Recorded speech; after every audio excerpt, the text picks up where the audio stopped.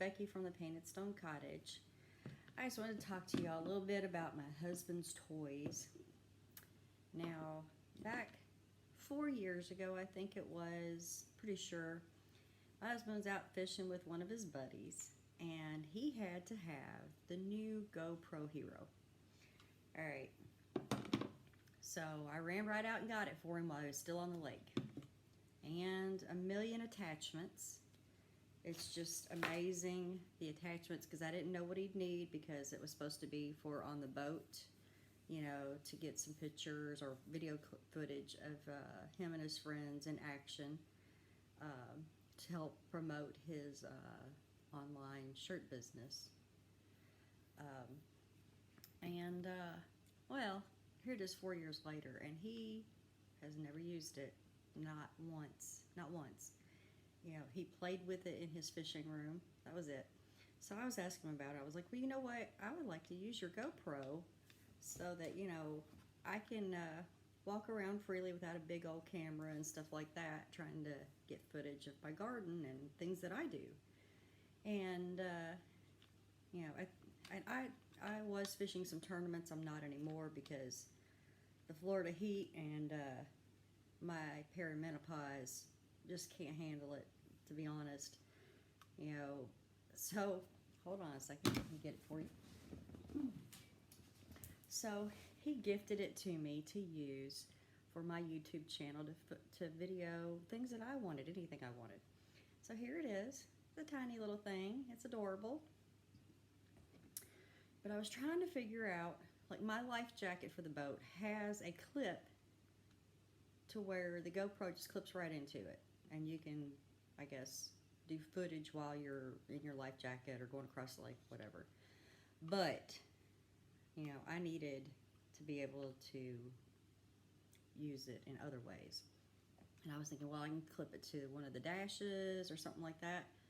So after an hour of tinkering around with all these parts, you know, I came up with this, which is just crazy. It weighs like a pound, you know, and it's got the little suction cup thingy. I'm just so confused by it. Why has it got to be so much? You know, it doesn't seem like it should be that bulky. There shouldn't be this many parts to tinker around with. You know, trying to figure out what groove goes into what and how you're supposed to crank things down, and these little clip-in attachments, which apparently only fit one way. And then there's this thing, which I'm assuming it goes around something. I don't know what. And then why is there 2 extra backs? Plus this case with its own back. And then there's this case, which doesn't even fit the camera. And then here is a floating back for boats that doesn't fit. It's GoPro Hero. Be a hero. It says right there.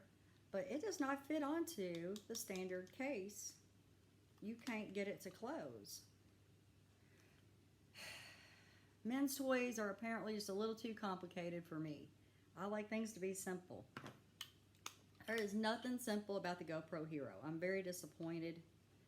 I guess I'll let him figure out how to set it up for me today when I go out on the boat. Right now we're in a mini drought here in Florida, and we haven't had any rain for, well, in my area specifically, the middle of Florida. We are below Lake Kissimmee, in the middle of the state. We are zone 9B, as far as gardening and stuff like that goes. But we haven't had rain for, I think 10 or so days at least. Our lakes are very low, you know. So this is the perfect time for us anglers to go out and find all those hidden brush piles, because those big fat bass ladies like to pile up on those brush piles, and feed off of the mini bait that hangs out in there in cover and hiding. So we like to find those brush piles, and I love to fish those areas, slow worming through it, or running a speed worm, or what is my other favorite? A swim jig with a tail on it. I like to use those, and just work them real slow and take my time, and that's where the big ladies are in this hot weather. They're up there hanging in the nice cooler water that's deeper under those brush piles. But seeing as our lakes are so low, like literally the docks aren't even in the water down here, so this is a good opportunity for us to go out and get on some brush piles and take our little GPS out there. Well, not a GPS, I guess. What is it? Our fish finder out there, and mark those spots so that when the water's deeper, we can go back and hit them. And now Kissimmee is a huge chain of lakes. Like, there's a whole chain that comes down through it, and you can take Kissimmee River all the way down to Lake Okeechobee. And I think you have to lock out 3 different times, and it's a day adventure, along with just thousands of gators on the shoreline, hanging out, feeding, sunning. It's kind of creepy. It's not someplace you want to be broke down at night. You can't see nothing, that's for sure. So make sure if you ever decide to take that route down to Okeechobee, make sure that you got a plan, and then somebody knows where the hell you are. Because boat wreck would not be ideal out there, and it's definitely too low right now to lock through.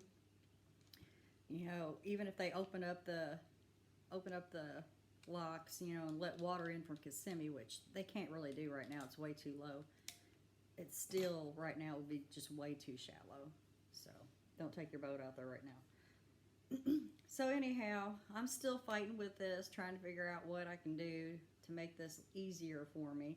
I actually have a chest halter, which doesn't really work for the person that's actually trying to be filmed and fishing. So I don't know.